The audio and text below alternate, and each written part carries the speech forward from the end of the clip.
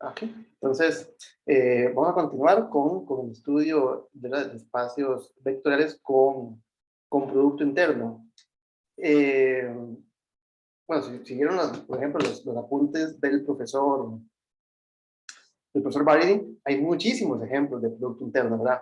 Sin embargo, el más, digamos, el más usual, el que podemos llamar inclusive el Producto Interno estándar o canónico, es en el espacio vectorial Rn o sea la n, en tuplas complejas, dado por la multiplicación matricial, ¿verdad?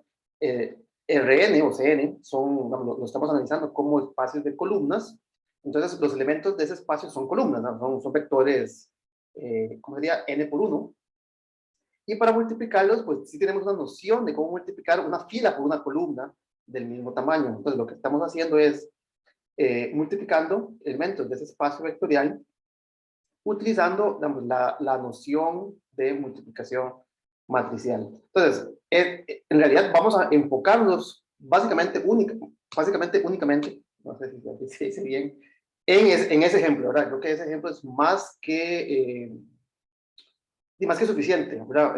No es el único producto interno, pero, ¿verdad? De hecho, la razón de considerar espacios de producto interno es de que uno conoce este producto interno en particular y entonces uno generaliza sus propiedades y ve que puede definir ciertas funciones con las mismas características y por lo tanto hablar de temas, digamos, de abstraer estas nociones en otros contextos.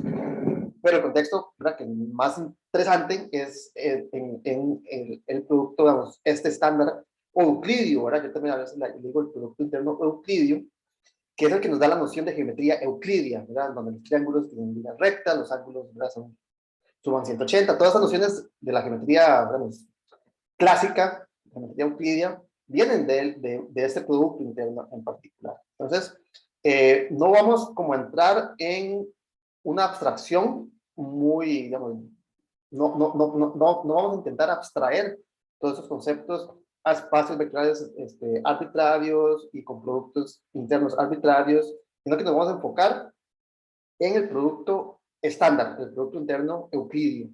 Entonces, no me puedo compartir primero, ¿no? Entonces, nada más quiero recordar, ¿verdad? ¿Cuál es este producto interno del cual estoy haciendo énfasis? ¿Verdad? Entonces, el producto interno, ¿verdad?, estándar euclidio, ¿verdad? Yo no sé si el producto interno, bueno, en RN tal vez, ¿verdad? En RN, el producto interno, canónico, llamémoslo así tal vez, canónico, tal vez, no sé, estándar, euclidio, ¿verdad? Yo creo que cualquiera de esos adjetivos le queda bastante bien. Está dado por la multiplicación matricial. Entonces, si tengo dos elementos de Rn, aquí tal vez voy a empezar a usar una notación más estándar en esta, en vez de llamar los vectores, llamamos U, V, W, ¿verdad? Que era como para espacios vectoriales arbitrarios, que usualmente llamamos V.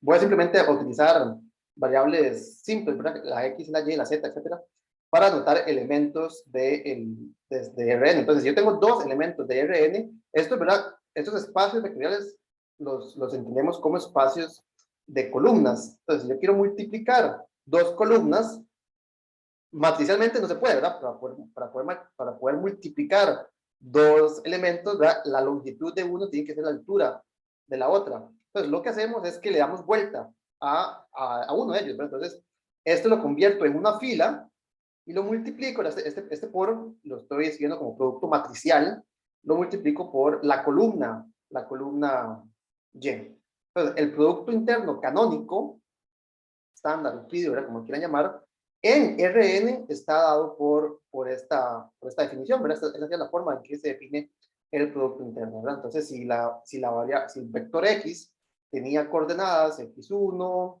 X2, X1, X2, ¿verdad?, hasta Xn, como columna, cuando lo transpongo, ¿verdad?, cuando lo apuesto, me queda una fila y lo multiplico por la columna, ahora sí, de la Y, que sus coordenadas fueran y1 hasta yn. Entonces la definición sería, ¿verdad? Primero por primero, x1 por y1 más x2 por y2, segundo por segundo, ¿verdad? Etcétera, xn por yn. Y esta es entonces la definición del Producto Interno clásico, ¿verdad? Aquí me faltó un adjetivo, ¿verdad?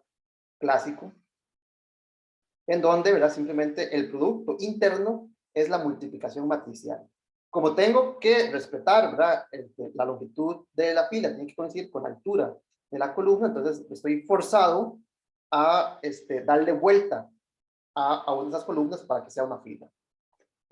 Similarmente, ¿verdad? En el espacio vectorial C a la n, pues de nuevo, C a la n es un espacio de columnas, y el producto canónico, clásico, estándar, euclidio, ¿verdad? En el espacio vectorial de n tuplas con coeficientes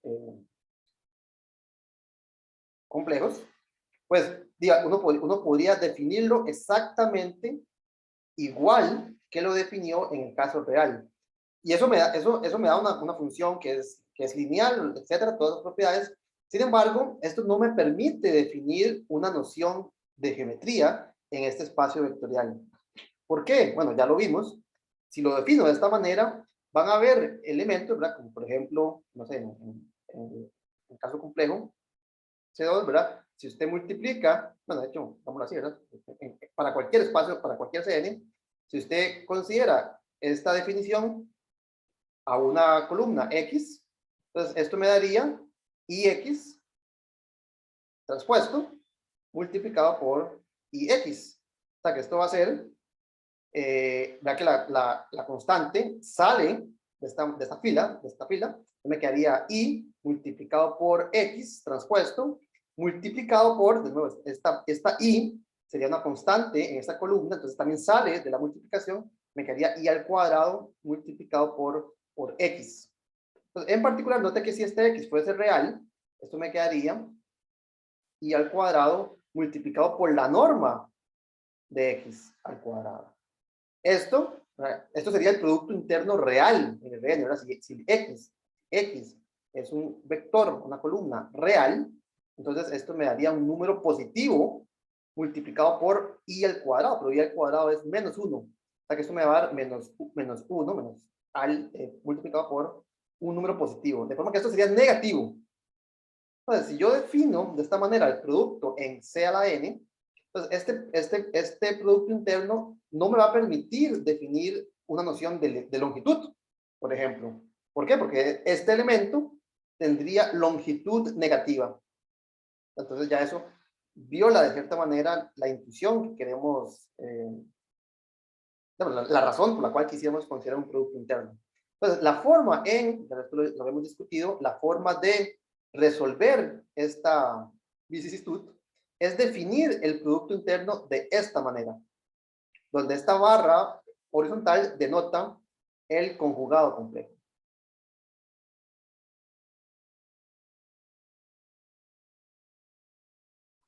Eso quiere decir que a la hora de formar multiplicar, no multiplicamos por el vector o la columna y, sino que multiplicamos por los conjugados de cada una de sus coordenadas.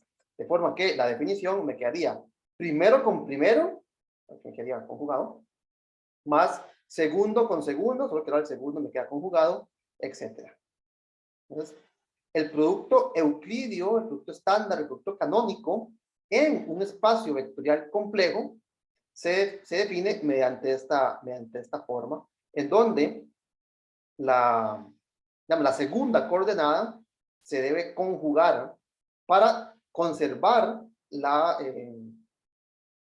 básicamente que podemos definir una distancia en términos de este producto interno. Note que bajo esta condición, bajo esta definición, si yo le doy vuelta a esta, si yo conjugo este número complejo, obtengo el número complejo que se obtiene al multiplicar en el orden contrario. Entonces, si ustedes le dan vuelta a esto, entonces lo que están conjugados serían las X, no las Y. Y entonces sería exactamente el mismo número, pero conjugado. ¿Okay? Ok, entonces esta sería la definición del producto interno, digamos, clásico, ya sea en el espacio vectorial Rn o el espacio vectorial Cn. Nota que si ustedes, en esta definición, si la X, si la Y, perdón, pertenece a los números, a una n tupla real, entonces esto es realmente el mismo elemento, o sea, es la misma definición que en el caso real. ¿Okay? Entonces, ¿qué queremos hacer ahora? Ya una vez que estamos claros cuál es el producto interno que vamos a estudiar, queremos ver cómo se comporta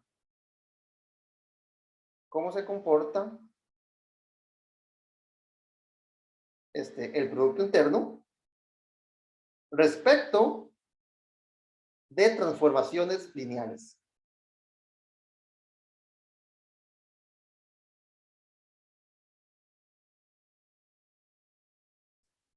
Empecemos en el caso real, ¿verdad? En el caso real, una transformación lineal entre el espacio vectorial Rn y Rn es multiplicación por una matriz, ¿verdad? Bueno, por una matriz real. Multiplicación por alguna, por alguna matriz, llamémosla A, una matriz cuadrada de tamaño n por n con coeficientes en los números reales. ¿Verdad? Esto lo hemos usado repetidas ocasiones en el estudio de las transformaciones lineales. Si usted tiene una transformación lineal entre espacios columna, tiene que ser multiplicar por alguna matriz del tamaño apropiado. En el caso de matrices de transformaciones lineales entre Rn y Rn, pues esa matriz sería cuadrada de tamaño n por n. Entonces, ¿a qué me refiero? ¿A qué me refiero por analizar o estudiar el comportamiento del producto interno cuando consideramos una transformación lineal? Quiero ver qué ocurre cuando yo transformo uno de sus componentes. Entonces, ¿cómo se transforma el producto interno cuando yo transformo una de sus coordenadas, una de sus variables? Entonces, ¿qué es por definición, verdad? Por definición, ¿cómo es que se calcula el producto interno de este par? A por X, producto interno con Y. Y como estamos hablando únicamente del producto canónico, ¿verdad? El euclidio, dijimos que la forma de realizar este producto es, el primero lo convertimos en fila, ¿verdad? El primero lo convertimos en fila, entonces aquí me quedaría el primero transpuesto, ¿verdad? Esto es una columna, la matriz A multiplicado por X me da otra columna, entonces la convierto en fila, y esto lo multiplico matricialmente con la columna Y. Ahora, recordemos una propiedad básica de la transposición. Si usted transpone un producto, obtiene el producto de las transpuestas. Entonces aquí me va a quedar X transpuesto multiplicado por A transpuesto, pero en el orden transpuesto, digamos así, en el orden contrario, ¿verdad? Aquí tengo A por X, aquí tengo X por A.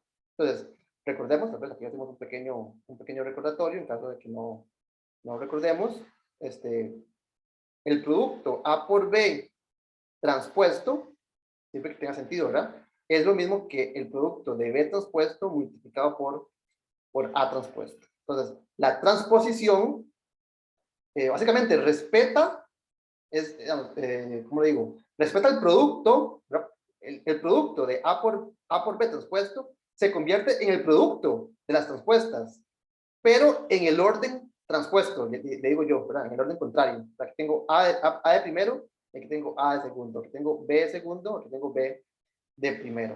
Entonces, es una propiedad básica de la transposición. Entonces, aplicados a esta matriz y a esta columna, me va a quedar esta fila multiplicado por la transpuesta de la matriz. O sea, le doy vuelta, lo transpongo y le doy vuelta a los factores. Multiplicado por Y, ¿verdad? Multiplicado por Y. Ahora, noten que esto es X transpuesto multiplicado, y voy a poner aquí como en paréntesis, es A transpuesto por Y. Ahora, ¿por qué lo escribo así?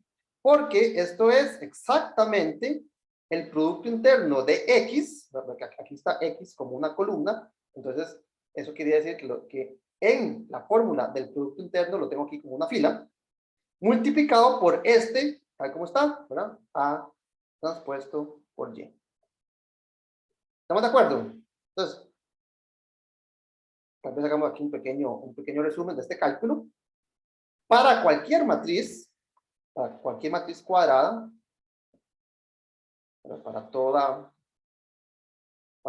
matriz A cuadrada, el producto interno de AX por Y es lo mismo que el producto interno de X por la transpuesta de A por Y. Es decir, que las matrices, las transformaciones lineales, se pueden pasar de un lado al otro de este producto interno, pero con la salvedad de que tenemos que transponer la matriz. Entonces, esta es una propiedad que me dice que las matrices se desplazan de una entrada a la otra, de una variable a la otra, con ¿cómo decimos? Con la restricción de que se reemplazan por su transpuesta. Esto es como algo cercano a la conmutatividad, ¿verdad? La conmutatividad me diría como que puedo pasar a la izquierda, pero no la puedo pasar solita, vamos, tengo que darle vueltas, digamos, si la voy a pasar de lado, le tengo que dar vuelta. ¿Okay? Entonces, esto es cercano a decir que este producto es conmutativo respecto de transformaciones lineales. ¿Verdad? Si yo transformo la matriz, un vector en la izquierda, es lo mismo que transformarlo a la derecha. Eso casi diría que es conmutativa. Bueno, la salvedad, ¿verdad? Aplican restricciones, es que para hacer ese cambio, para poder mover la matriz de la variable 1 a la variable 2, tengo que reemplazarla por su transpuesta. ¿Okay? Entonces, bueno, también, ¿verdad? Esto es como una pequeña observación que va a ser muy importante, ¿verdad? ¿Cómo se comporta el producto interno respecto de una transformación lineal? Pues precisamente en el caso real, dice que casi que es invariante. O sea, yo puedo mover la transformación a la posición que a mí me da la gana, solo que tengo que darle vuelta a la matriz. Aquí estaba multiplicando, ¿verdad? Como filas, aquí tengo que multiplicar por las columnas. Entonces, en el caso real, ¿verdad? Que estamos hablando del caso real, las matrices se cambian de posición, pero también cambian. Este quería decir también posición, ¿verdad? Las filas cambian por columnas. Entonces, para pasar una transformación de lado, tengo que reemplazarla por su transpuesta. ¿Ok? Entonces, voy a volver a copiarlo porque esto es importante, ¿verdad? Para toda matriz A, matriz cuadrada, con coeficientes reales, el producto interno satisface esta propiedad. Yo puedo cambiar de posición la matriz, solo que la tengo que reemplazar no por ella misma, sino por su transpuesta. ¿Qué pasa en el caso complejo? En el caso complejo,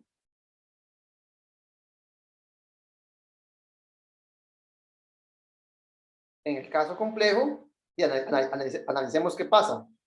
Si yo tengo una matriz, bueno, aquí seamos claros, ¿verdad? Esta matriz ahora va a ser una matriz cuadrada, pero con coeficientes, con entradas, números complejos. Entonces ahora yo transformo mi columna, ¿verdad? Yo tengo la columna X, ahora la transformo, la convierto en otra. ¿Cómo? Multiplicando por una matriz. Es la única forma que yo puedo hacer un cambio respetando la estructura de espacio vectorial, ¿verdad? Es multiplicando por una matriz. Y tengo aquí una columna Y. Entonces, ¿cuál fue la definición del producto interno en el caso complejo? El primer elemento de esto es una columna, lo tengo que convertir en una fila. ¿Cómo? Dándole vuelta. Multiplicado, y el segundo la dejo como está, dejo la columna como columna, pero tengo que multiplicar, tengo que conjugarlo, pero tengo que darle vuelta, tengo que cambiar todas sus entradas por el conjugado complejo, Y de nuevo, la razón de que esto sea necesario es para que ese Producto Interno siga definiendo una noción de distancia en C a la n. ¿Ok? Entonces, ahora hacemos exactamente lo mismo que en el caso anterior, ¿verdad? Aplicamos las propiedades de la transposición. Eso no tiene nada que ver con el espacio vectorial, el cuerpo, ¿verdad? La transposición me va a dar el producto de las transpuestas en el orden transpuesto. ¿Verdad? Y ahora hago lo mismo que hice antes, ¿verdad? Esto yo lo puedo ver como multiplicar esta fila por toda esta columna. O sea que esto sería el producto interno complejo entre la columna X y quién. Y sería el conjugado de todo esto, ¿verdad? El conjugado complejo de todo esto. Ahora, el conjugado complejo sí respeta el producto, ¿verdad?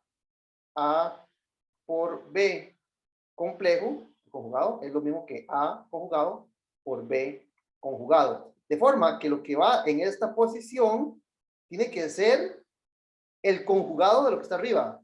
O sea, A transpuesto conjugado por Y conjugado conjugado. Pero recordemos que la conjugación, si usted la hace 2 veces, se devuelve al principio. O sea que esto es A por Y. A conjugado transpuesto por Y. ¿Todos vieron ese paso, sí? Para poder, yo esto lo puedo interpretar como un producto interno entre X y el conjugado de todo esto. Ahora, el conjugado de todo eso sería el conjugado de A transpuesto multiplicado por el conjugado de Y conjugado, pero es como Y conjugado conjugado. Pero Y conjugado conjugado es Y.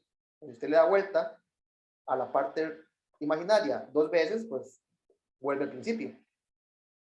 Entonces, ¿qué es lo que estamos viendo? Entonces, ahora tenemos una propiedad similar a la propiedad para matrices reales, esta que está acá, pero para matrices complejas. Pero entonces, ¿qué es lo que me dice esta observación que acabamos de hacer?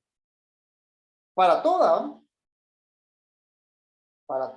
matriz cuadrada compleja, yo puedo pasar la matriz de posición con la salvedad de que la matriz al lado, vamos, si la tengo del lado derecho y la quiero pasar del lado izquierdo, la tengo que reemplazar por toda esta matriz. Ahora, para no estar escribiendo A transpuesto conjugado, hagamos la siguiente definición, o usemos la siguiente notación. A la matriz transpuesta conjugada, que es la que aparece aquí, si quiero poder pasarla de lado, se le llama la matriz adjunta y se denota con un asterisco. Se llama la matriz adjunta. A la matriz adjunta de A. Entonces, ¿qué es lo que me dice esta observación? Si yo quiero mover la A de posición y ponerla en el lado derecho, lo puedo hacer, pero ¿verdad? Con restricciones, ¿verdad? Aplica restricciones, ahí está. La puedo mover, pero la tengo que reemplazar por su matriz adjunta. ¿Cuál es la matriz adjunta de A? Es la transpuesta conjugada. Pues es lo mismo, ¿verdad? Es lo mismo que la transpuesta conjugada que la conjugada transpuesta. Entonces, si usted le da vuelta y conjuga, es lo mismo que conjugar primero y luego transponer. Entonces, la matriz adjunta de A es cualquiera de estas dos, ¿verdad? Primero conjugo y luego transpongo, o primero transpongo y luego conjugo.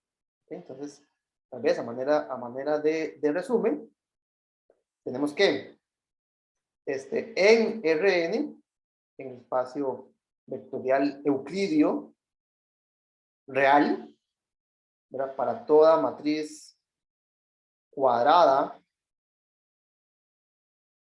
con coeficientes en números reales, tenemos una regla de, ¿cómo le podemos llamar a esta regla? Una regla de transición, ¿verdad? Cómo mover una matriz entre las variables de un producto interno, ¿verdad? Entonces, tenemos que, si tengo, perdón. Voy a borrar esto. Entonces, la observación que hicimos es la siguiente, ¿verdad? Yo puedo mover esta matriz, la puedo mover al lado derecho con la salvedad de que la tengo que reemplazar no por ella misma, sino por su transpuesta. En el caso complejo, dado que el producto interno es ligeramente distinto, involucra una conjugación compleja. Entonces tenemos que para todo A, que pertenece a el conjunto de matrices cuadradas con coeficientes complejos, entonces tenemos una regla de transición. ¿Cómo es que traspaso una matriz de un lado al otro de este producto interno? Esto lo puedo hacer mediante la adjunta, ¿verdad? La razón, de nuevo, de que aquí tenga que incluir no solamente una transposición, sino que además tengo que incluir una conjugación, pues es parte de la definición del producto interno sobre los números complejos. ¿Okay? Pues esta propiedad, vamos a encerrarla pues aquí en cuadrado, que nos quede bien bonito, ¿verdad? Me dice que el producto interno básicamente se comporta bien respecto de las transformaciones lineales, en donde tengo que pues, simplemente tener el cuidado que si voy a pasar una matriz de lado, la tengo que reemplazar, ya sea en el caso complejo, bueno, en el caso real con su transpuesta, y en el caso complejo por su adjunta. Tal vez una observación que, bueno, que debería ser bastante evidente. Note que si A es una matriz real, entonces claramente la adjunta es lo mismo que la transpuesta es lo mismo que la conjugada. La transpuesta es lo mismo que la adjunta, ¿verdad? Porque la adjunción, ¿verdad? Esta operación involucra dos cosas: transponer, que aquí lo estoy indicando, y conjugar. Pero si la matriz tiene coeficientes en números reales, el proceso de conjugación es trivial, no hace nada. Entonces, noten que estas dos propiedades coinciden en el caso en que la matriz, bueno, en el caso complejo, ¿verdad? En el caso en que la matriz pertenezca al espacio más pequeño de matrices con coeficientes complejos. ¿Ok? Entonces, ahora sí, esto sería para toda matriz cuadrada en el espacio correspondiente. Vamos a estudiar dos tipos, uno para el caso complejo y uno para el caso real. Vamos a estudiar las matrices que respetan la transición por completo. ¿Qué quiere decir? Vamos a estudiar una subcategoría, ¿verdad? En la taxonomía de matrices, vamos a estudiar matrices que cumplan que si yo quiero mover la matriz a la otra posición, lo puedo hacer. Es decir, vamos a estudiar matrices en el caso real que sean iguales que su transpuesta, ¿verdad? No son todas, son muy pocas, de hecho, ¿verdad? Entonces, vamos a estudiar en el caso real, vamos a estudiar matrices simétricas, así es como se llaman, ¿verdad? Vamos a estudiar las matrices simétricas. ¿Por qué? Porque las matrices simétricas, dentro de toda la taxonomía de matrices, se comportan aún mejor respecto del producto interno euclidio. ¿Verdad? Las matrices simétricas permiten pasar de un lado al otro sin tener que hacer ningún cambio, ¿verdad? Porque si A es igual que su transpuesta, aquí me quedaría A. Entonces, las matrices simétricas se portan mucho mejor que las matrices arbitrarias en el espacio euclidio. Esto es para el caso real. Para el caso complejo, vamos a estudiar de entre todas las matrices con entradas complejas, aquellas que se portan todavía mejor respecto del producto interno. Es decir, vamos a estudiar aquellas donde la matriz es igual que su adjunta. Entonces, a ese tipo de matriz se le llama, pues, tal vez a alguien se le acabó la imaginación, se llama autoadjunta. Son matrices que son su propia adjunta. Entonces, ¿por qué es que este tipo de matrices son interesantes? Bueno, porque respecto del producto interno euclidio, son las que preservan por completo la transición. Claro, son completamente trasladables. transitan de un lado al otro sin ningún inconveniente, ¿verdad? Entonces, las matrices simétricas, en el caso real, las puedo mover de un lado al otro sin hacer ningún cambio. Las matrices autoadjuntas las puedo mover de un lado al otro en el producto interno complejo sin hacer ningún cambio. A estas matrices también se les llama, ¿verdad? Un sinónimo, matrices hermíticas. Por el matemático Hermite. Supongo que estudió este tipo de matrices y productos internos. ¿Ok? Entonces, a las matrices autoadjuntas se les llama, ¿verdad? Son sinónimos. Autoadjunto es como más simbólico de qué es la propiedad. ¿Verdad? Hermítico ya es un ¿cómo le digo? Es un tributo, ¿verdad? A cierto matemático que las estudió. Pero cualquiera de los dos son términos estándar en la literatura. Ok, entonces vamos a estudiar estos dos tipos de matrices. ¿Verdad? Vamos a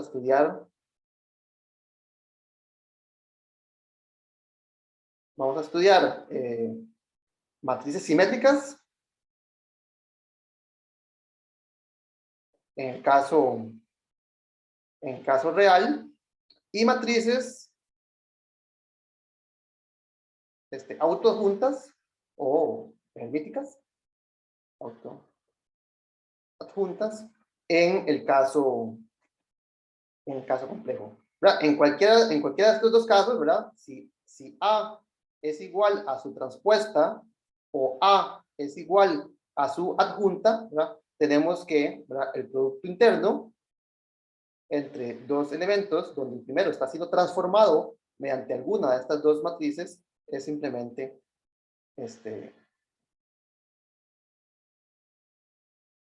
Entonces, esta es la razón por la cual este tipo de matriz pues tiene su importancia, pues, su lugar, digamos, de preferencia en el estudio de espacios vectoriales con el producto interno euclidio, ¿verdad? Porque son las matrices que me permiten mover de un lado al otro la matriz sin tener que realizar ningún tipo de cambio. ¿Okay? No sé si tienen alguna pregunta.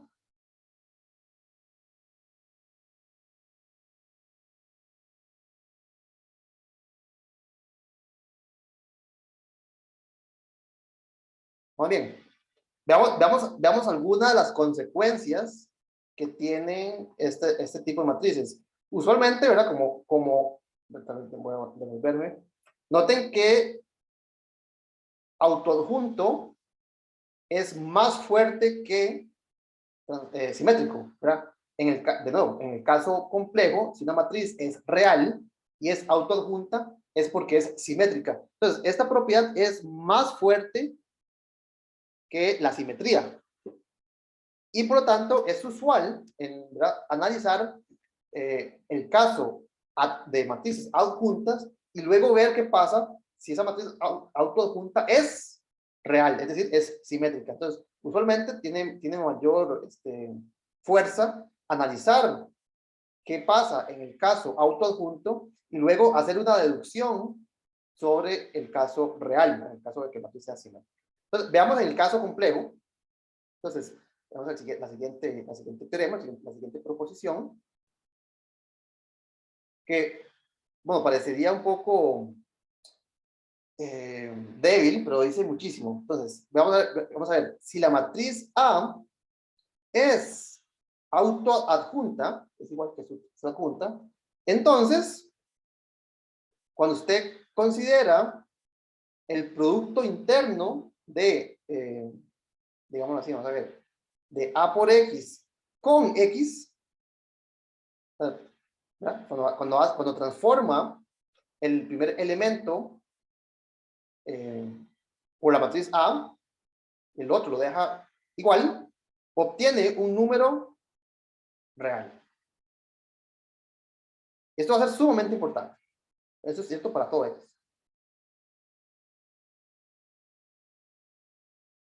Vamos a ponerlo en los números complejos, en el espacio vectorial de letuplas complejas. Entonces, vean qué interesante, ¿verdad? Si la matriz tiene cierta estructura, Este producto interno tiene cierta estructura, es lo que está diciendo, ¿verdad? Note que este producto en general, ¿verdad? En general, aquí un cuadrito, ¿verdad? En general, si estamos en si estamos en el espacio vectorial complejo, y ustedes realizan este producto, esto va a ser un número complejo, ¿verdad? Entonces, lo que está diciendo este teorema es que si la segunda posición es la misma que está transformando, entonces ese número complejo es real. ¿Ok? Entonces, veamos a ver por qué esto es cierto, ¿verdad? De hecho, es bastante fácil de ver.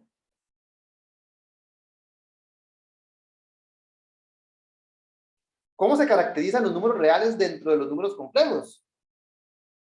Cómo sabe uno que un número complejo es real?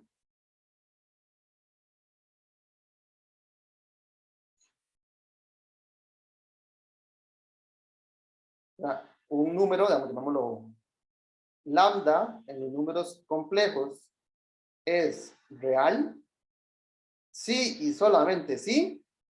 ¿Qué? ¿Cómo caracteriza uno los números complejos que son reales y los números complejos que no son reales?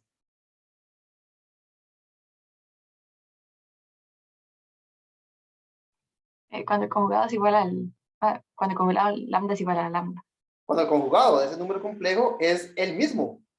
O sea, que esto sería como, básicamente, como ser autoadjunto en dimensión 1, ¿verdad?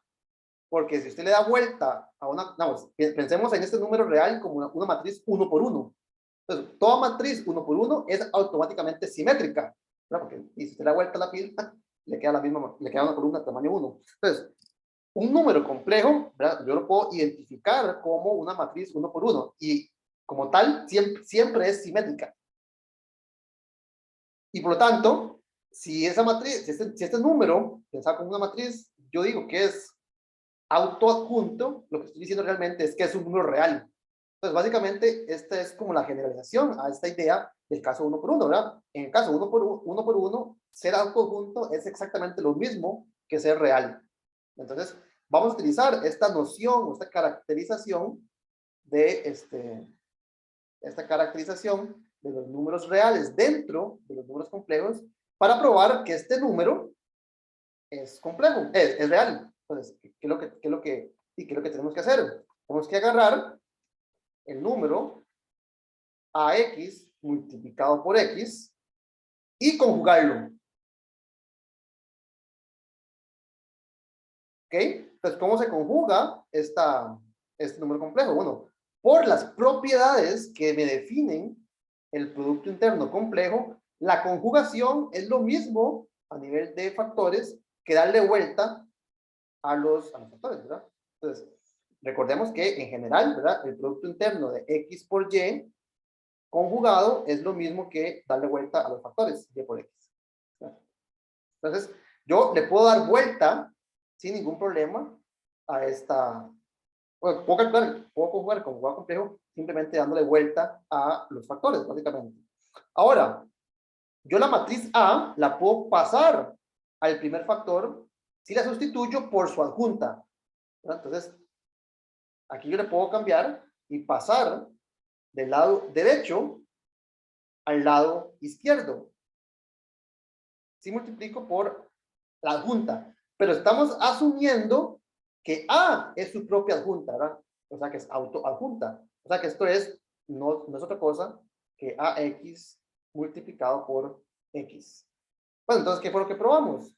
Probamos que este número, está acá, llamémoslo lambda, conjugado es igual al mismo, es igual que lambda. Es decir, este número que está acá es un número real. Entonces, vean que es una verificación bastante sencilla, que realmente lo que está haciendo es generalizando este tipo de caracterización de los números reales dentro de los complejos. En el caso 1 por 1, ser autoadjunto es lo mismo que ser real. Ok. ¿Estamos bien? ¿Alguna pregunta?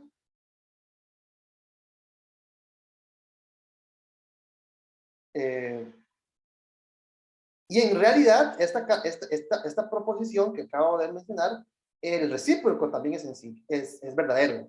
Entonces, como un pequeño ejercicio, bueno, de hecho no es tan pequeño, entonces creo que para la tarea 6 lo vamos a explorar, es que el recíproco es verdadero.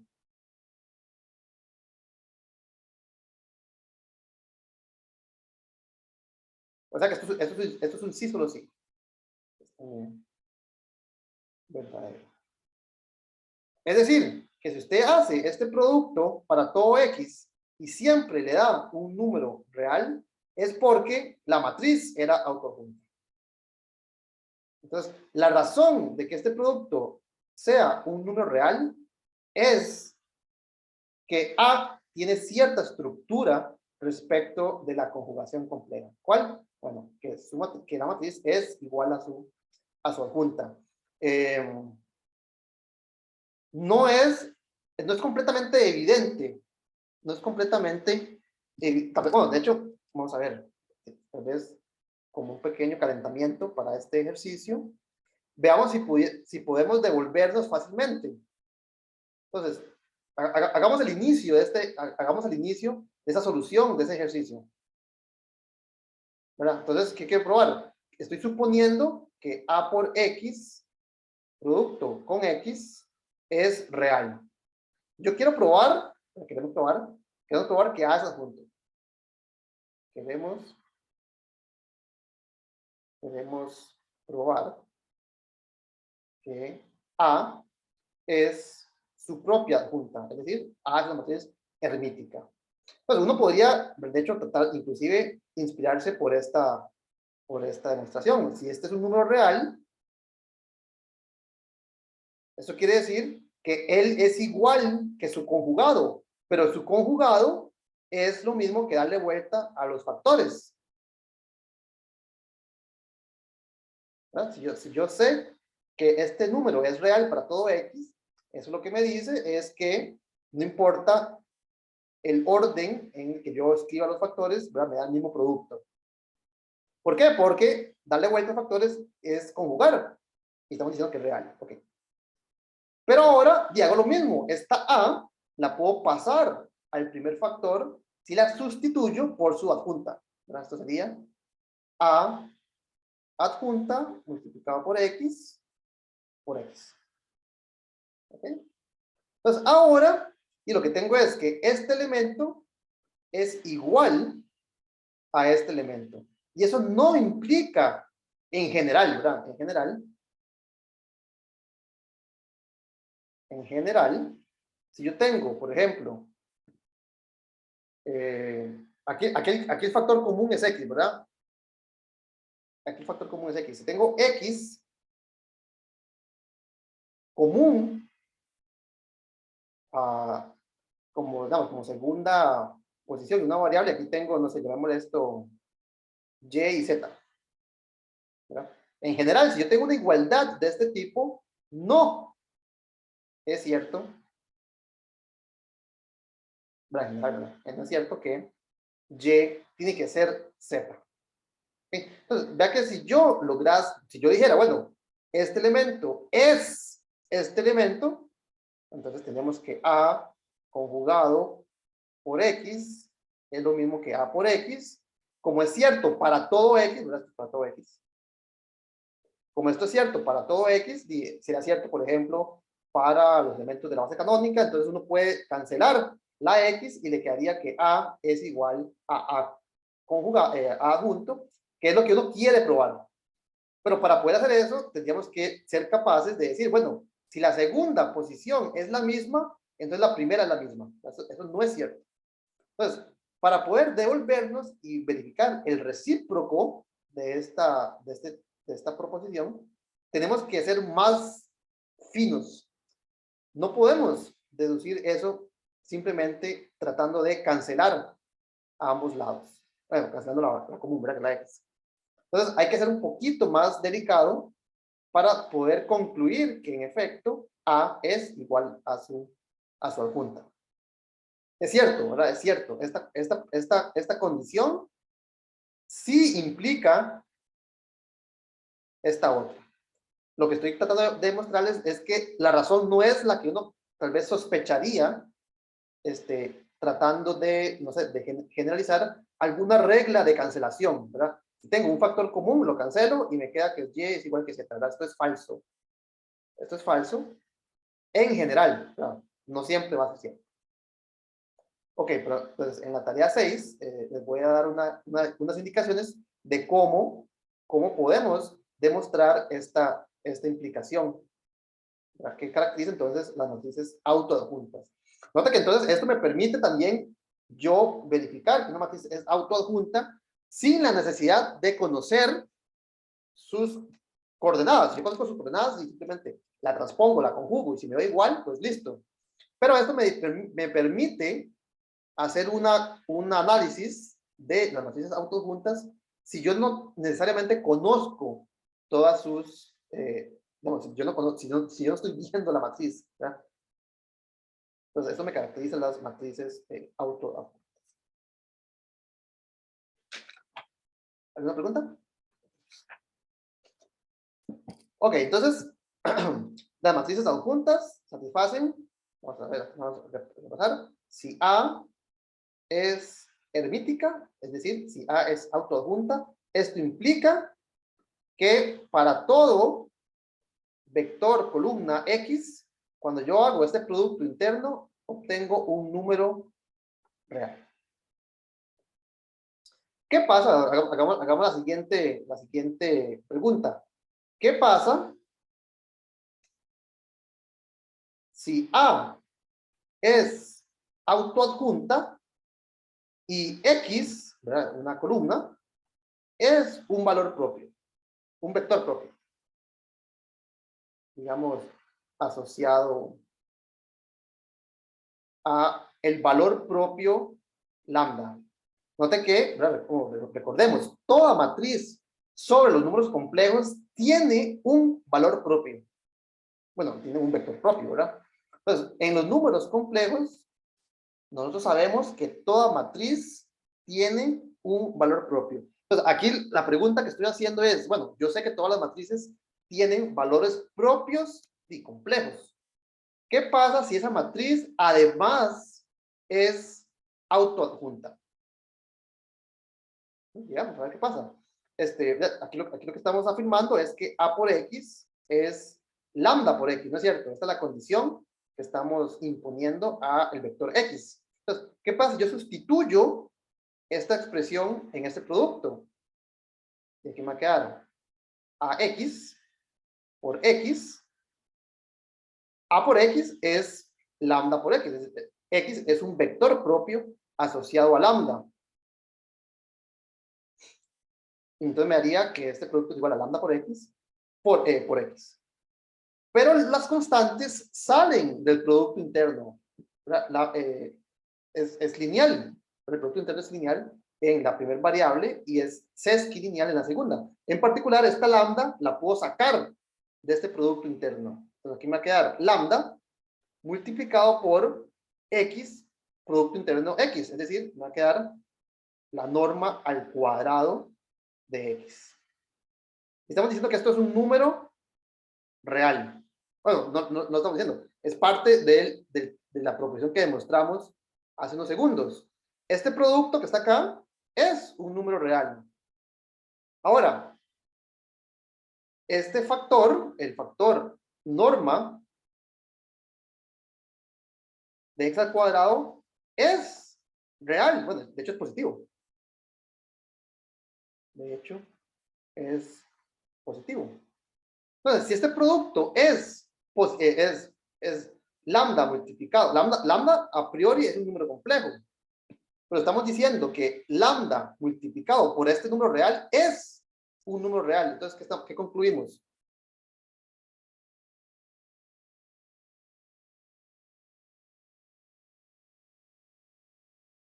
¿Cuál es la conclusión de este análisis? Que lambda es real. Que lambda es real. Claro, ¿verdad? Estamos concluyendo que lambda es real. ¿Quién era lambda? Lambda era un valor propio cualquiera, ¿verdad? Yo dije, bueno, tome un valor propio de A. Yo sé que tiene. ¿Por qué? Porque toda matriz compleja tiene valores propios. Pues escoja cualquiera. Bueno, ese valor propio que usted acaba de escoger no es complejo. Tiene que ser real. Entonces, por lo tanto, toda matriz, todos los valores propios, tal vez concluya. Hagamos esa observación, pero vamos a ver un tema. Los valores propios de una matriz autoadjunta son todos reales. O sea, la matriz puede tener entradas complejas, no hay ningún problema. Pero cuando usted calcula los valores propios, todos los valores propios son reales. Nota que esto implica en particular, ¿verdad? En particular, el polinomio mínimo y característico, polinomio mínimo, y también el característico, ¿verdad? Pero también me interesa más el mínimo, bueno, y característico. Y característico de una matriz autoadjunta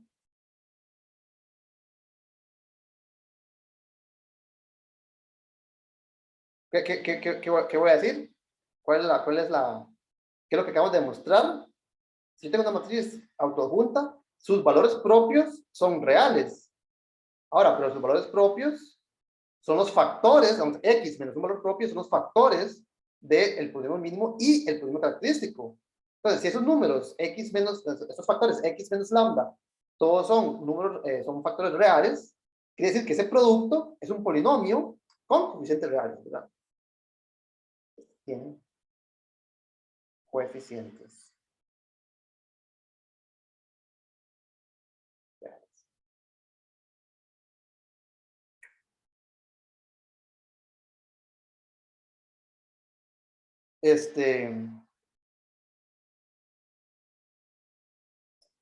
¿Qué pasa? Y esta consecuencia siento yo que es muy interesante. ¿Qué pasa si yo ahora tengo, bueno, pongo aquí como un corolario tal vez, corolario? Si A es una matriz con coeficientes reales, es simétrica. Pero eso quiere decir, de nuevo, ¿verdad? Que si usted le da vuelta, obtiene la misma matriz. Una matriz con coeficientes en los números reales no necesariamente tiene valores propios.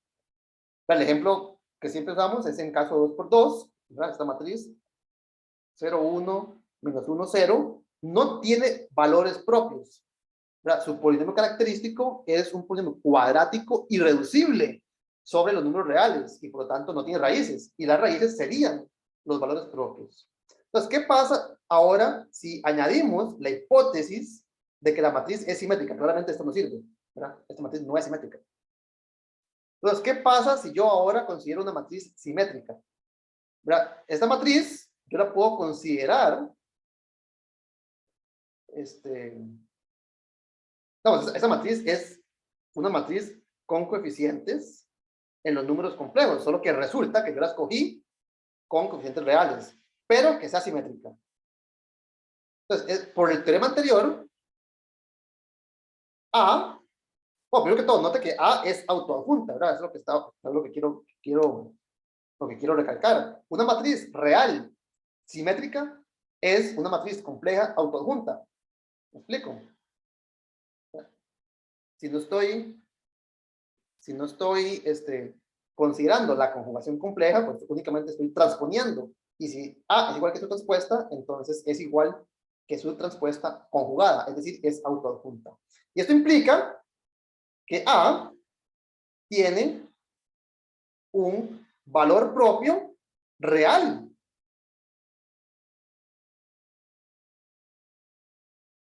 Y si A tiene un valor propio real, entonces va a tener un vector propio real. ¿No es cierto? Porque ¿cómo se encuentran los vectores propios?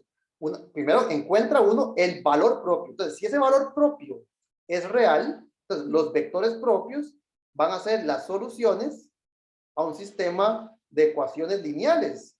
Pero si A es real y lambda es real, esta matriz de coeficientes tiene entradas reales.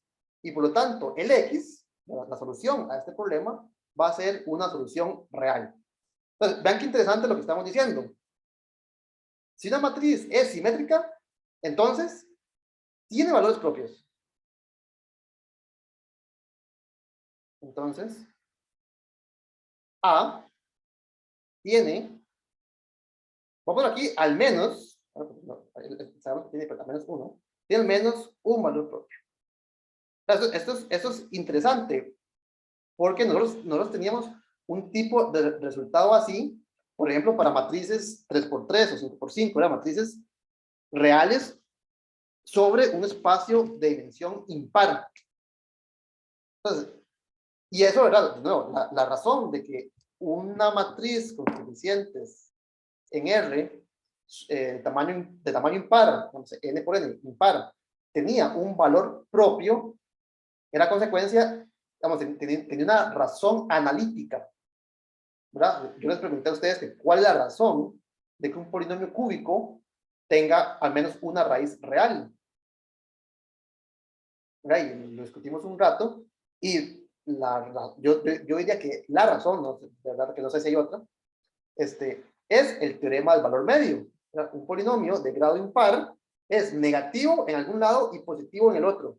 Como es continuo, cruza el eje X y en algún punto vale 0. Entonces, para matrices reales sobre un espacio neutral de dimensión impar, teníamos un resultado parecido a este, ¿verdad? Toda matriz de este tipo tenía un valor propio. Ahora estamos sustituyendo esa hipótesis por una forma estructural de la matriz. Estamos diciendo que es simétrica, de cualquier tamaño. Y esto es completamente algebraico, ¿verdad? Decir que una matriz es igual que su transpuesta es una noción algebraica. No tiene aquí nada de análisis. Pero, entonces, eso no me permite concluir, utilizando el teorema anterior, acerca de matrices autoadjuntas, que A tiene que tener un valor propio. Pero ese valor propio es real. Entonces, es muy interesante, ¿verdad? Que esto me dice que las matrices simétricas tienen cierta estructura que les permite, tener valores propios, no, vectores propios. ¿Estamos de acuerdo? ¿Hay una pregunta?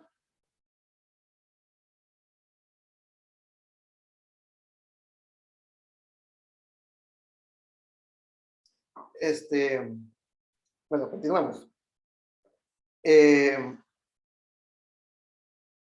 Entonces, el teorema anterior, ¿verdad? Me dice que toda matriz sobre los números complejos autoadjunta, ¿verdad? Si A es autoadjunta, entonces sus valores propios son, ¿verdad? Sus valores propios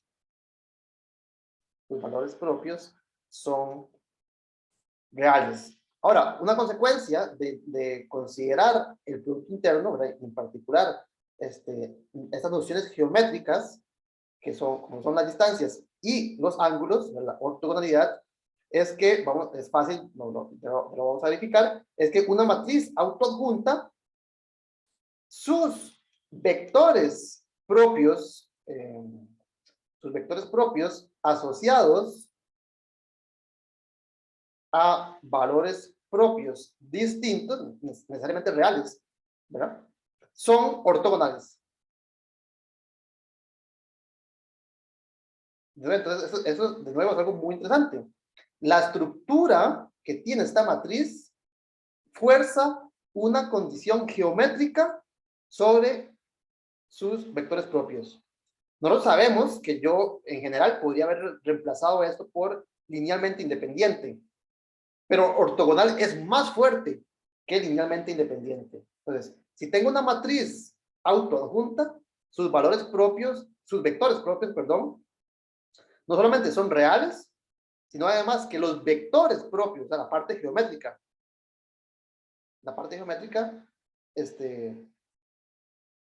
son más que linealmente independientes, son ortogonales. ¿Ok? Pues veamos que es cierto, ¿verdad? Demostremos este resultado. ¿Y qué es lo que tenemos que ver? Tenemos que ver que si yo tomo dos vectores propios asociados a valores propios distintos, digamos que voy a tener, no sé, un AX que es igual a lambda por X, y otro, no sé, a y, que es igual, digamos, que mu por y. Entonces, x y y, en este caso, son vectores propios, uno asociado a lambda y otro asociado a mu. Entonces, con lambda distinto de mu. Entonces, ¿qué es lo que queremos probar? Queremos probar que el producto interno entre x y y es 0. Queremos probar que estos dos vectores propios son perpendiculares, es decir, que su producto interno sea 0. Entonces, por ejemplo, considere el producto interno de x por y. Para poder asociar este producto, vamos, para poder asociar la característica que me define a x por y, y ocupo en algún lado el lambda, o lo que es lo mismo, ocupo en alguna parte el a. Entonces voy a considerar no el producto a por, no el producto x por y, sino el producto de ax por y. ¿Quién es esto? Di, a por x es lambda por x. Esto quiere decir que aquí realmente lo que tengo es lambda por x por y. ¿Estamos de acuerdo? O sea, esta a por x se transforma en el producto de una constante por x, y esa constante sí sale de la transformación, del producto interno. ¿Sí? Ahora, esta a, sabemos que yo la puedo mover de posición si la reemplazo por su adjunta. Eso es cierto para toda matriz A. Pero estoy asumiendo que A es autoadjunta. Es decir, que esta A realmente la puedo mover sin ningún tipo de restricción. Pero ¿quién es A por Y? Y A por Y es mu por Y. Y esta mu es una constante, de forma que esta mu puede salir. Esta mu puede salir del producto interno. Note que este mu debería salir como su conjugado, solo que por la parte anterior sale como mu, nada más, ¿verdad? Es un número real.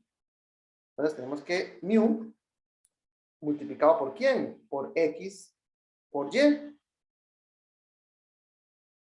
Bueno, ¿qué es lo que acabamos de probar? Acabamos de probar que lambda x por y es lo mismo que mu x por y. Y ahora sí, lambda es distinto de mu. Entonces, si yo tengo, esto está ocurriendo en los números complejos. Estos son números complejos. Entonces, ahora sí, si tengo dos números complejos y un factor común, y ese factor común no es el mismo, entonces lo puedo cancelar y me queda, perdón. Sí, ¿verdad? Mejor lo escribo, ya metí las patas.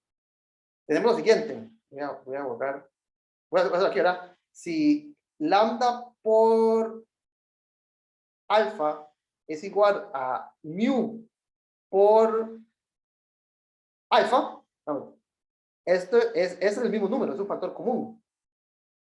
Entonces, en los números complejos, si yo tengo que lambda por alfa es igual que mu por alfa, y yo sé que lambda es distinto de mu, entonces, ¿qué tenemos?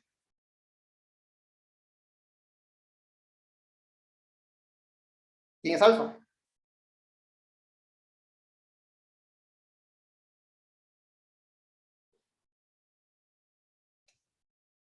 Di, podrá ser, alfa podría ser 5. O sea, 5 por lambda será igual que 5 por mu.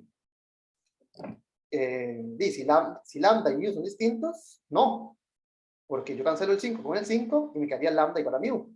Y estamos diciendo que no son iguales. Podrá ser pi, alfa puede ser pi. Pi por lambda es igual que pi por mu. Bueno, cancelo el pi y el pi y me quedaría que lambda es igual que mu, lo cual estoy diciendo que no lo es, pues no puede ser pi. Entonces, ¿quién es alfa?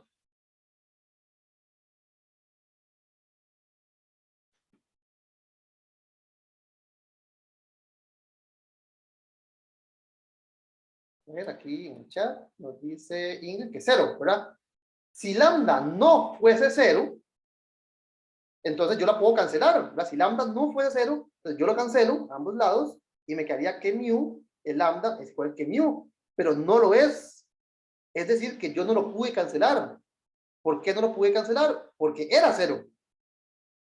Entonces, note que en esta igualdad que está en amarillo, el lambda yo sé que es distinto del mu, pero es factor común. Ya tengo lambda por alfa y mu por alfa. Entonces, esto implica que ese alfa no lo puedo cancelar y por lo tanto no lo puedo cancelar porque es 0. Entonces, x por y es 0 y es exactamente lo que yo quería probar. Quería probar que esos dos elementos eran ortogonales. ¿Okay? Entonces, hagamos un pequeño resumen. ¿Qué estamos diciendo? Decimos, una matriz autoadjunta tiene valores propios reales. Una matriz autoadjunta, sus vectores propios son ortogonales. Ahora vamos a ver lo que yo considero uno de los temas tal vez más interesantes en esta área. Es que si A es autoadjunta, entonces sucede algo sumamente interesante. A es diagonalizable.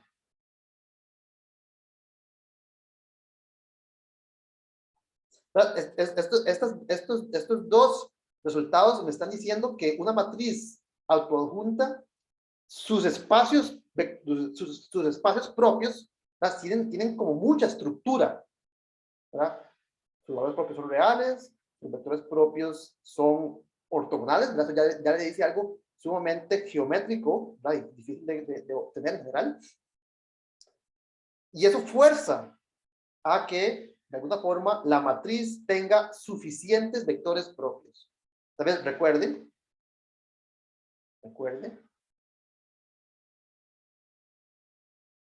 que toda matriz compleja, cuadrada, ¿verdad? Que toda matriz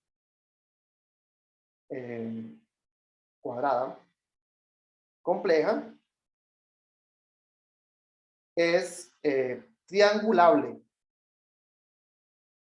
Nosotros vimos que existen matrices complejas que no son diagonalizables, no por falta de valores propios, sino por falta de vectores propios. Sin embargo, esta condición de que la matriz sea igual a su adjunta, de alguna forma garantiza que existan suficientes vectores propios. De hecho, ¿verdad? Recordemos. De hecho, esto lo hemos visto de varias maneras, tal vez para recordar la última que la vimos, ¿verdad? Utilizando el teorema de descomposición primaria. No sabemos que existe una base respecto de la cual esta matriz es triangular por bloques. Bueno, es diagonal por bloques, pero cada bloque es triangular, ¿verdad? Entonces tenemos una matriz diagonal por bloques, ¿verdad? Utilizando el teorema fundamental, el teorema de descomposición primaria, donde cada bloque corresponde a un factor del polinomio mínimo. Ahora, el polinomio mínimo sobre los números complejos tiene que ser una potencia de un factor lineal. Un factor lineal, cada factor lineal me da un valor propio. Entonces, cada uno de esos bloques está asociado, digamos así, a un valor propio. Entonces, lambda es, donde cada bloque es de la forma, vamos a hacer un bloque aquí, uno de esos bloques, es en la diagonal, tengo,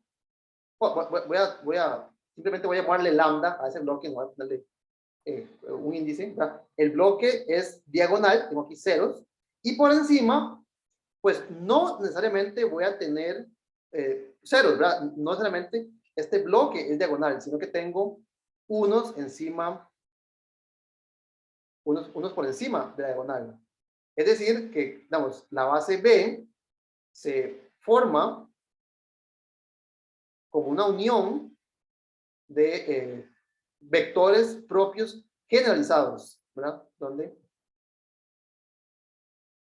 cada BI, cada uno de estos bloques corresponde a una base formada por vectores propios generalizados. ¿Qué quiere decir esto? Quiere decir que dan solución a menos lambda i. Hasta ahí tendríamos la definición de un vector propio.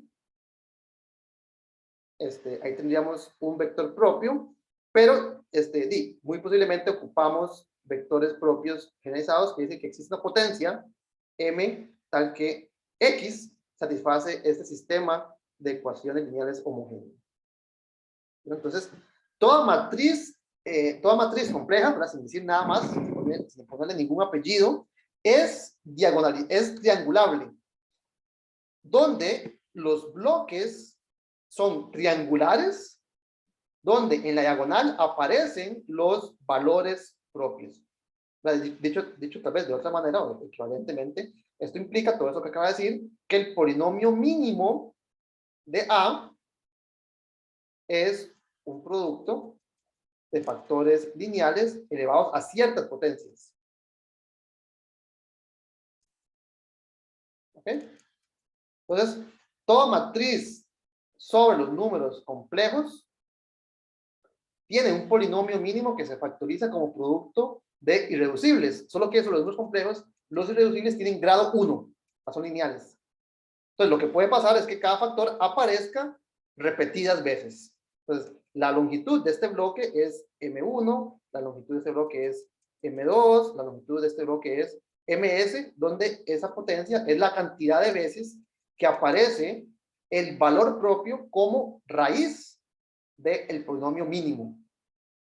Entonces, recordemos, bueno, lo pongo aquí en este cuadrito, recordemos que una matriz A, bueno, en este caso, A es diagonalizable.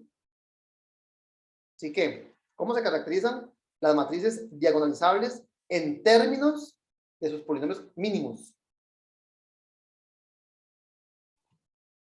Cuando M1 hasta MS es igual a 1. Donde los factores, sí, correcto, ¿verdad? Donde los factores irreducibles aparecen una vez. O sea, no tiene raíces repetidas. Entonces, A es diagonalizable sí y solamente sí. Cada una de esas potencias es 1. Entonces, vamos a ver que esta hipótesis garantiza esta condición. O sea que realmente siento yo que es algo cercano a la magia, ¿verdad? ¿Cómo esta condición, que no tiene nada que ver con, ¿verdad? Polinomios, ¿verdad? ¿Cómo esta condición garantiza que cada factor aparezca una vez nada más? A mí me parece bastante interesante. Entonces, veamos que eso es en efecto, ¿verdad? Veamos que si A es autoadjunta, entonces su polinomio mínimo sobre los números complejos, ¿verdad? Estamos asumiendo que estos son los números complejos, es un producto de factores lineales no repetidos. Es decir, A es diagonalizable.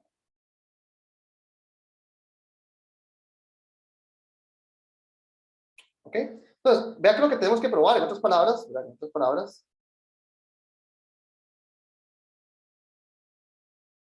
En otras palabras, es que si X, en números complejos, ¿verdad?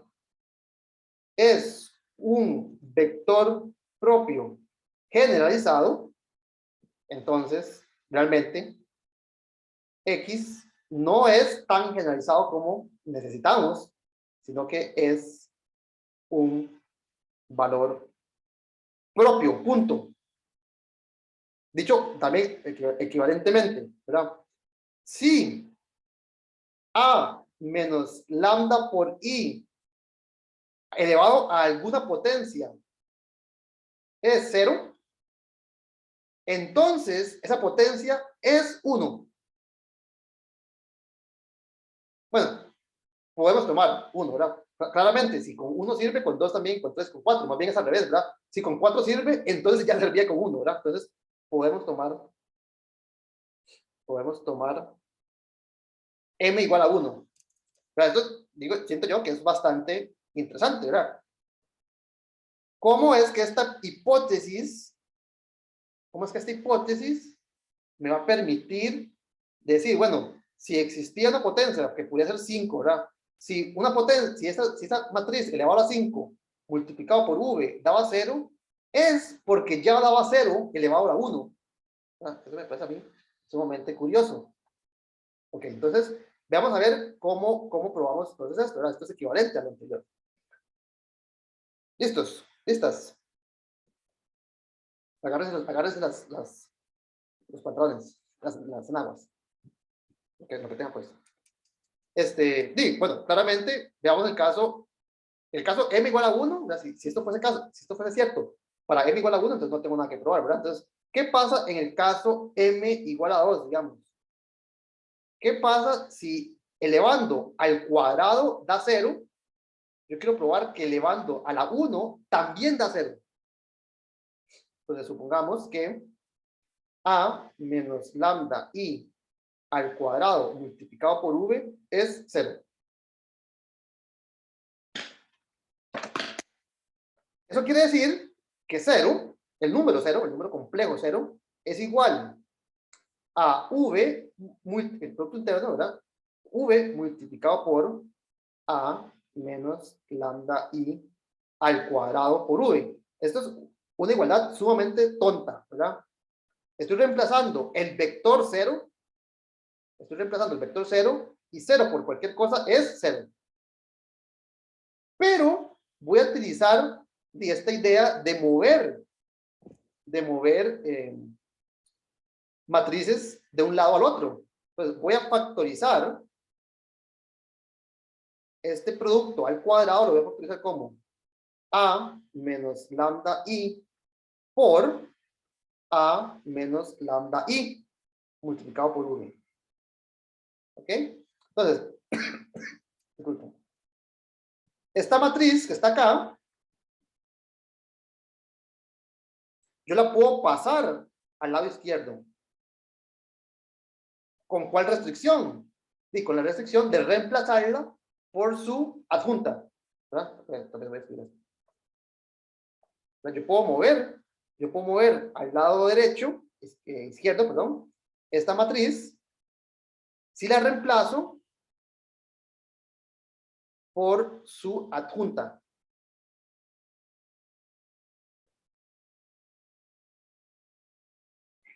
Todos me siguen, sí, todas. Pero ¿qué pasa? A es autoadjunta. La identidad es autoadjunta. Multiplicar la identidad por una constante es autoadjunta. Restar autoadjunta menos autoadjunta es autoadjunta. Entonces, sí, esto no lo ocupo. Esto es igual a menos lambda i por v multiplicado por lo mismo.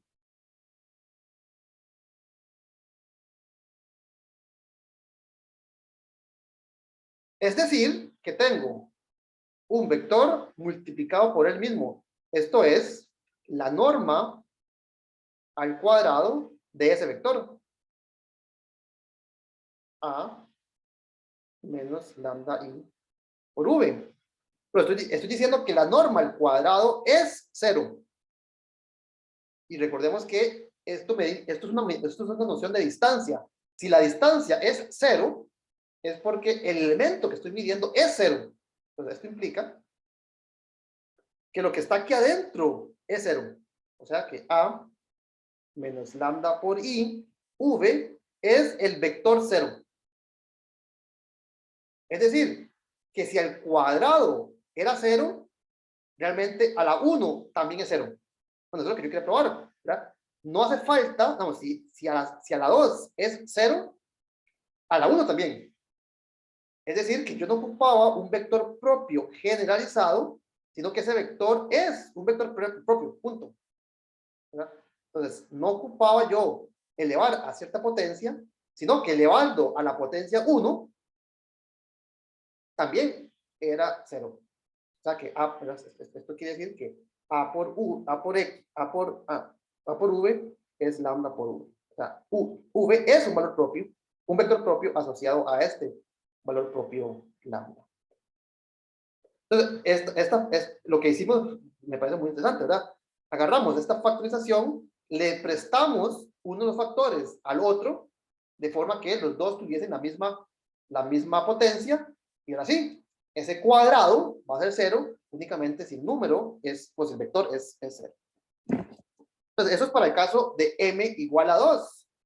¿Qué podríamos hacer, por ejemplo, para el caso m igual a 3? O sea, estamos suponiendo que a menos lambda por i elevado a la 3 multiplicado por este vector v da el vector 0. No, si intentamos replicar esta idea, note que yo necesité de cierta forma partirlo a la mitad, ¿verdad? Este 2 lo partí a la mitad, le di un factor a este y el otro me lo dejé yo. Entonces, en ambos tengo el mismo factor. Entonces, si tengo una potencia impar, ya no puedo hacer eso, no puedo partirlo a la mitad. Pero note que si m es igual, si 3 sirve, entonces también sirve 4, ¿verdad?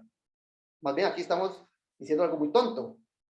Si multiplicar por esa potencia al cubo mata a v, y multiplicarlo por cualquier potencia mayor también lo mata. Entonces, ahora puedo realizar exactamente el mismo análisis que antes, pero ahora con una potencia par. ¿Cuál? La potencia 4. Y entonces ahora parto esto en 2, o sea, parto en a menos lambda i al cuadrado multiplicado por a menos lambda i al cuadrado, y este factor lo paso a la izquierda. En general, tendría que pasar ese factor con adjunto, solo que a menos lambda i es adjunto, autoadjunto, ¿verdad? Aquí me queda a menos lambda i al cuadrado multiplicado por v, y del otro lado me va a quedar a menos lambda i al cuadrado multiplicado por v. Entonces, agarré esta potencia 4 y la partí en dos potencias 2. 2 se las di al primer v y 2 me las dejé yo. Bueno, pues esto dice entonces que la norma de a menos lambda i al cuadrado es el número 0. Y la única forma de que la distancia de un elemento sea 0 es que el elemento en sí sea 0. Esto implica que yo no ocupaba m igual a 3. Con m igual a 2 es suficiente. Entonces puedo tomar m igual a 2. Pero yo ya sé qué pasa en el caso m igual a 2. En el caso en que m es igual a 2, puedo tomar m igual a 1. Entonces, por el caso anterior, esto implica que a menos lambda i por v es 0. Es decir, v es un vector propio, no un vector propio generalizado. Entonces, vea que aquí probamos que si m es igual a 3 o m es igual a 4, cualquiera de los dos, entonces puedo pasar a la mitad, y de la mitad puedo pasar a 1. Bueno, así sucesivamente puedo continuar, ¿verdad? Si m es igual a 5, ¿verdad? Si m es igual que 5, entonces también sirve m igual a 6. Y si m igual a 6 sirve, acabamos de demostrar que puedo partirlo en 2 de 3 y 3. Entonces m igual a 3 también sirve. Y de 3 paso a 1. Entonces, es un argumento bastante bonito, ¿verdad? De m es igual que 1. Entonces, lo mismo hago con m igual a 6, ¿verdad? Con m igual a 5 sirve, con m igual a 6 sirve, con m igual a 7 me paso a m igual a 8, luego me paso a m a la mitad, a m igual a 4, y de m igual a 4 llego a m igual a 1.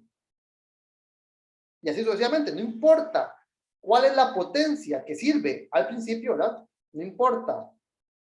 No importa quién es esta potencia M, como si fuese 100, paso 50 y 50, y ya tengo un caso que ya estudié, digamos, asumamos por inducción, que ya hice el caso 50.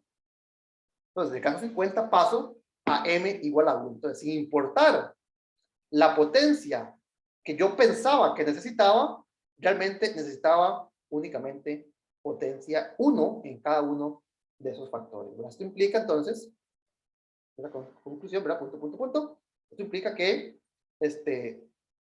el polinomio mínimo de A se factoriza como producto de factores lineales. Y esto es equivalente a decir que A es diagonalizable. Bueno, diagonalizable. No diagonal, pero diagonalizable. Ok. Bueno, eso me pareció muy bonito, ¿verdad? Muy interesante. Cómo la estructura de la matriz está forzando una condición tan geométrica como que sus vectores, como que tengan suficientes vectores propios. Entonces, tal vez para ir resumiendo, ¿qué es lo que acabamos de probar? Toda matriz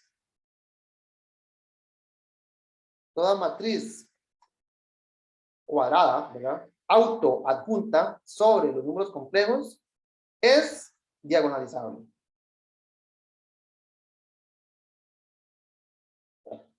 Perdón, eso quiere decir que existe, ¿verdad? Tal vez para recordar qué implica esto, ¿verdad? Esto dice que existe una matriz P, una matriz compleja, ¿verdad?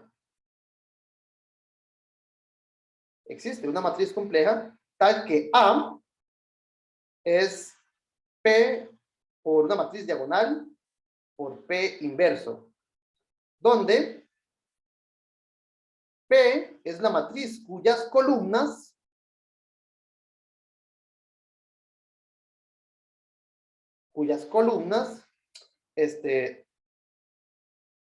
son vectores propios de A. Y aquí D es diagonal, ¿verdad? Diagonal y más que eso, ¿verdad? Diagonal real. Ok. Ahora,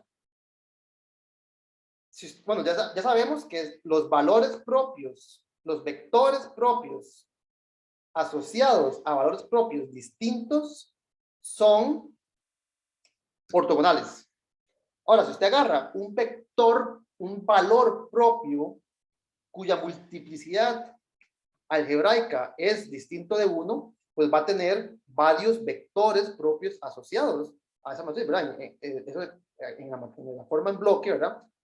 Todos los vectores propios, ¿verdad? Todos los vectores que pertenecen a este B1 son vectores propios asociados a este valor de lambda igual a 1 en este caso. Entonces, estos no tienen por qué ser ortogonales. Estos vectores que están acá no tienen por qué ser ortogonales entre sí. Sin embargo, nosotros estudiamos, bueno, ayer de hecho, repasamos un algoritmo, un proceso que agarra cualquier colección de vectores y los ordena, o sea, los destuerce.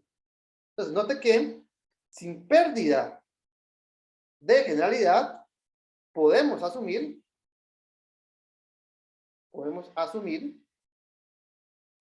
que estos vectores V1, V2, Vn, no solamente son vectores propios, sino que son vectores propios y son todos ortogonales entre sí. Esto es ortogonal.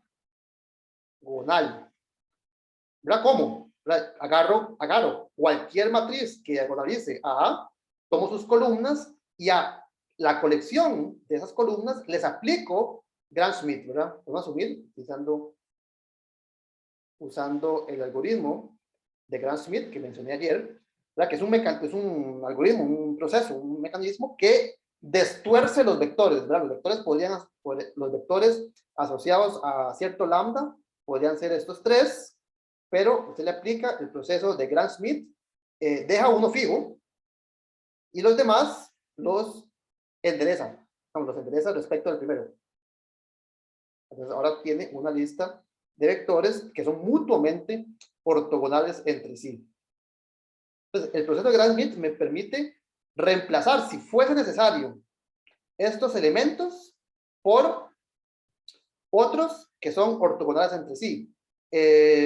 Note que, tal vez, de uno acá, el proceso de Gram-Schmidt lo aplico a esta colección, luego lo aplico al V2, ¿verdad? Lo aplico al V2, luego lo aplico al VS. Entonces, ordena cada uno de estos bloques. Los bloques entre sí ya eran ortogonales. Entonces, no me tengo que preocupar. Entonces, yo puedo ordenar, destorcer cada uno de estos bloques y eso me va a dar una base ortogonal, donde todos los elementos de esa base son ortogonales entre sí. Y si yo divido entre la norma, ¿verdad? Sin ninguna pérdida de generalidad, entonces puedo obtener un conjunto no solamente ortogonal, sino que un conjunto ortonormal. Recordemos que el adjetivo extra aquí, normal, lo que se refiere es que las columnas, perdón, los vectores de esta lista, todos tienen tamaño 1. O sea, tienen tamaño 1. Entonces, una vez que usted los distorsiona y simplemente los hace más pequeños, sin la necesidad, ¿verdad? Y obtiene una lista de vectores propios, cada uno de los cuales tiene tamaño 1.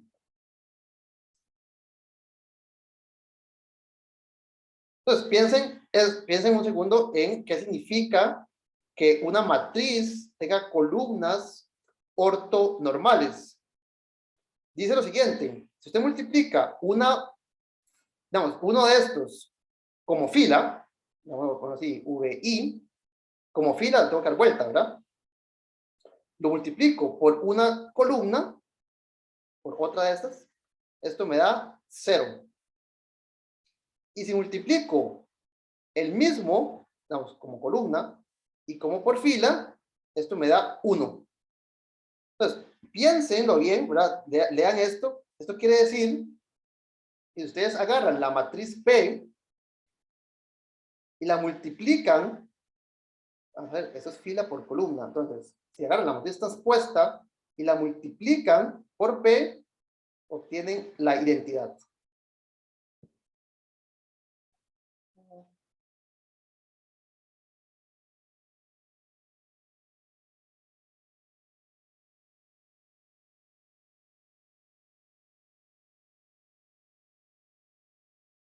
Bueno, disculpen. Estamos trabajando sobre los números complejos.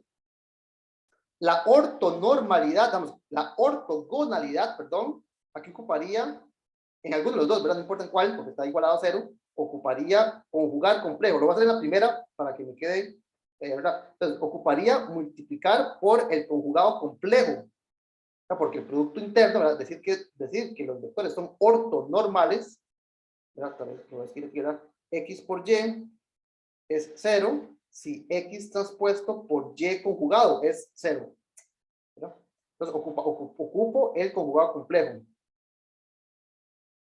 Entonces, de hecho, no, está bien, ¿verdad? Lo voy a poner en la segunda, ¿verdad? Disculpen, lo voy a volver de acá.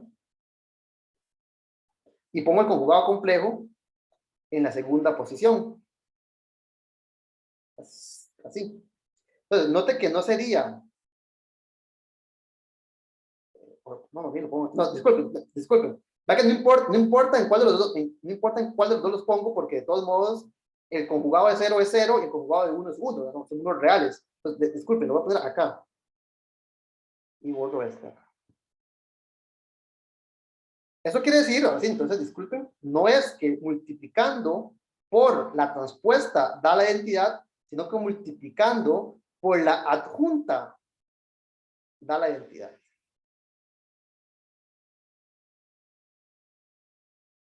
Entonces, ¿qué es lo que acabamos de darnos cuenta? Pues mostrar. Si tengo una matriz,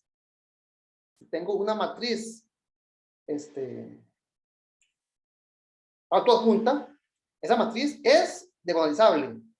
Y más aún, yo puedo escoger una matriz que me dé una descomposición de este tipo, ¿verdad? Una diagonalización, donde esa matriz satisface esta propiedad.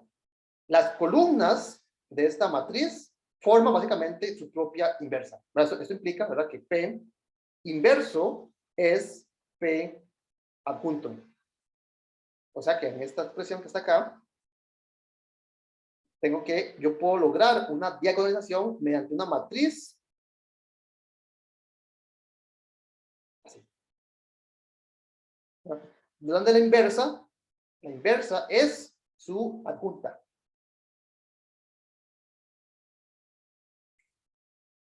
Entonces, esto es uno de los teoremas más importantes en el estudio de matrices con producto interno, que me dice que si la matriz tiene cierta estructura, digamos, óptima, siento yo, ¿verdad? Óptima para el producto interno, ¿verdad?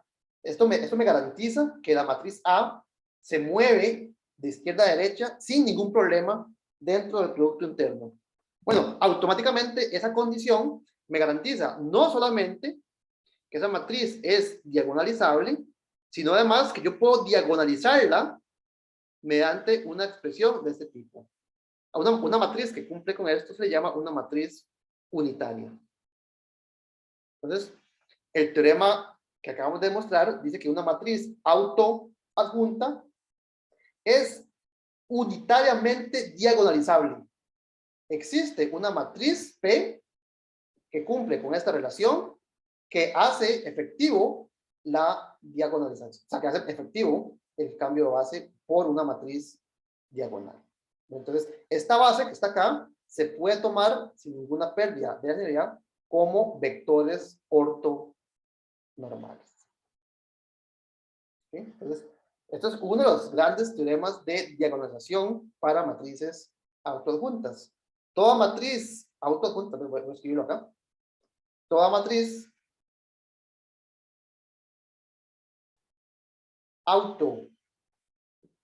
autoadjunta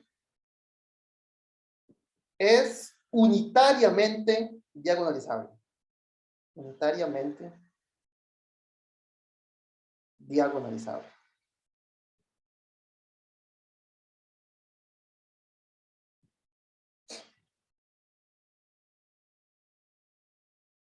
No, aquí.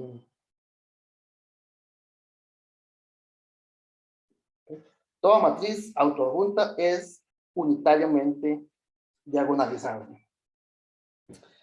¿Qué pasa, para terminar, qué pasa si yo hago exactamente el mismo análisis que hicimos para una matriz compleja, si lo hago en el caso real?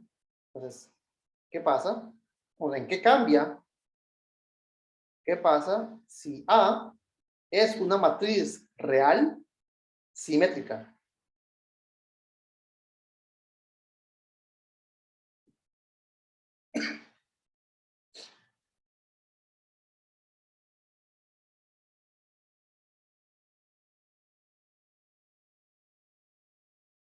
Real, ¿verdad? Si A es una matriz real simétrica. Bueno, si A es real y simétrica, note que A es autoadjunta, ¿verdad? Aquí no estoy diciendo nada, no estoy diciendo nada interesante, ¿verdad? Si al conjugar no tengo nada que conjugar, pues es lo mismo que simplemente transponer. Pero esto implica que el polinomio mínimo de A es el polinomio mínimo de una matriz autoadjunta es producto de factores lineales.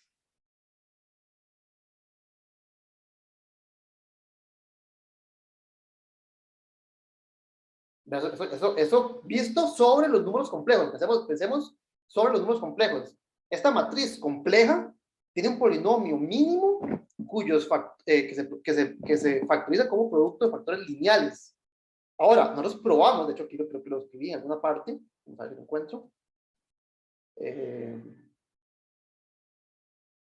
Aquí, ¿no? ¿Dónde está?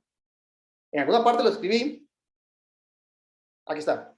El polinomio mínimo y característico de una matriz autoadjunta, sea que tenga números complejos o números reales, tiene coeficientes reales. Y se factoriza, entonces, como producto de factores lineales con coeficientes reales, es decir, las raíces son reales.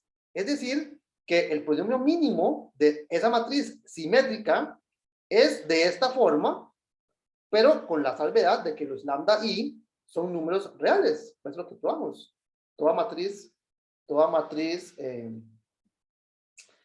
autoadjunta tiene raíces reales. Entonces, este tiene que ser el polinomio característico de esa matriz simétrica, y por lo tanto, sabemos que esa matriz es triangulable. Entonces, ¿verdad? Esto implica que A es triangulable. La misma razón que en el caso complejo. La razón de que una matriz compleja sea triangulable es esta. Entonces, la matriz A es triangulable mediante una base de vectores propios generalizados.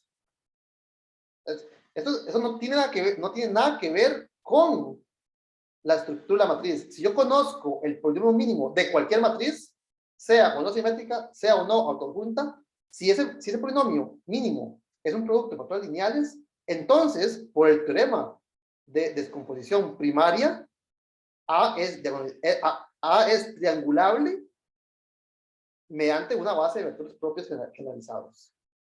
Ahora, noten que este argumento que hicimos acá, donde probamos que un vector propio generalizado complejo realmente es un valor propio, ¿verdad? Sin la G, no tiene nada que ver con la estructura del vector. No en ninguna parte utilicé que el vector fuese un vector complejo. O sea, eso es cierto. Este argumento es cierto únicamente utilizando el producto interno. Entonces noten que exactamente la misma demostración, sin cambiar ninguna palabra, implica que A tiene una base de vectores propios sin la G. Es decir, que A es diagonalizable. Entonces, de nuevo, esto es sumamente interesante. Acabamos de demostrar que una matriz simétrica es diagonalizable. Más aún, es diagonalizable por una base de vectores propios ortonormales. ¿Verdad? De nuevo, por el algoritmo de Gram-Schmidt, yo sé que yo puedo ortonormalizar cualquier base que yo quiera, en particular una de vectores propios. En particular, A es diagonalizable por una base de vectores propios ortogonales. Bueno, podemos decir ortonormales, queremos, ¿verdad? Ortonormales. Eso quiere decir que la matriz P, si yo ortonormalizo una base, nuestras columnas de una matriz que hiciera esto, entonces ahora, dado que no tengo que poner los conjugados, aquí me quedaría simplemente la transpuesta. Es decir, que va a existir una matriz P, tal que A es P por D por P inverso, solo que la inversa de una matriz ortonormal es su transpuesta. Entonces, una matriz simétrica es ortogonalmente diagonalizable. ¿Qué quiere decir esto? Quiere decir que yo puedo encontrar una base de vectores propios que haga esto, donde P por P transpuesto es la identidad. A esto se le llama una matriz ortogonal.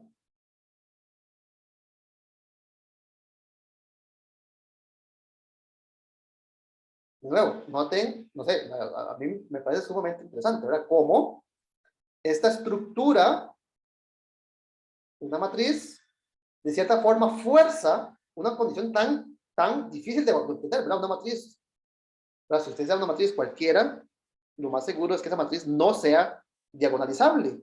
Bueno, en el caso de una matriz simétrica, sí. Y más aún, la matriz de cambio de base es una matriz cuya inversa es su transpuesta. De nuevo, pensemos lo difícil, vamos, hágalo a mano, lo difícil que es invertir una matriz 3x3. ¿Verdad? Hay que hacer reducción simultánea, hay que, ¿verdad? La regla Kramer, no sé, cualquier forma que usted quiera invertir una matriz. Y aquí estamos diciendo que si la matriz es simétrica, este proceso de cambio de base se puede hacer sin la necesidad de invertir, simplemente multiplicando una matriz transpuesta. Entonces, este es uno de los grandes teoremas, ¿verdad?, del estudio de los espacios vectoriales con producto interno, ¿verdad? Tal vez no lo voy a repasar, vamos, ¿verdad? Si A es autoadjunta, entonces A es diagonalizable, aquí, es diagonalizable, pero más que eso es unitariamente diagonalizable. Lo que dice esto es que el cambio de base, ¿verdad? Esto quiere decir que existe una base de vectores propios. Bueno, una base de vectores propios más bien es esto, ¿verdad? Es diagonalizable, pero ortonormal. Y esto se traduce entonces en que la inversa de esa matriz es la adjunta. En el caso real, si A es una matriz simétrica, entonces tenemos exactamente el mismo resultado, solo que era el producto interno, pues no hace falta la conjugación. Entonces es ortogonalmente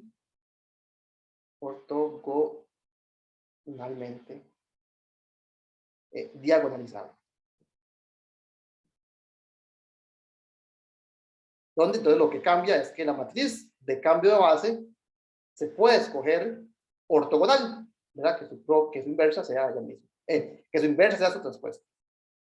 Y note que esto no es, de nuevo, esto es un teorema no solamente de existencia, sino me dice cómo construirlo, ¿verdad? Me dice cómo construirlo, aplicando, vamos, P, en cualquier caso, P se encuentra usando apropiadamente, como entre comillas, ¿verdad? Porque tampoco es como que sea para a prueba de usos, apropiadamente el algoritmo de Gram-Schmidt. Por eso el algoritmo de Gram-Schmidt realmente lo que hace es ortonormalizar cualquier conjunto que usted le dé. Entonces, si usted le da un conjunto que ya diagonalizaba y le aplica Gram-Schmidt, entonces va a obtener un conjunto que ortonormaliza. Como también preserva los espacios vectoriales, entonces no va a perder la diagonalización, ¿verdad? Que es algo que podría pasar. Si usted tiene su base de vectores propios y le aplica cierta transformación, un algoritmo en este caso, de Gram-Schmidt, podría perder que esos conjuntos sigan formando vectores propios. Pero recordemos que el proceso, el algoritmo de Gram-Schmidt, respeta la estructura de subespacio. Entonces, agarra un subespacio propio y lo deja invariante, no lo va a cambiar. Entonces, un vector propio se lo cambia por otro vector propio. ¿Okay? Ok, no sé si tienen alguna pregunta. Yo creo que me pasé un par de minutos o muchos minutos, no sé cuántos. No sé si tienen alguna pregunta.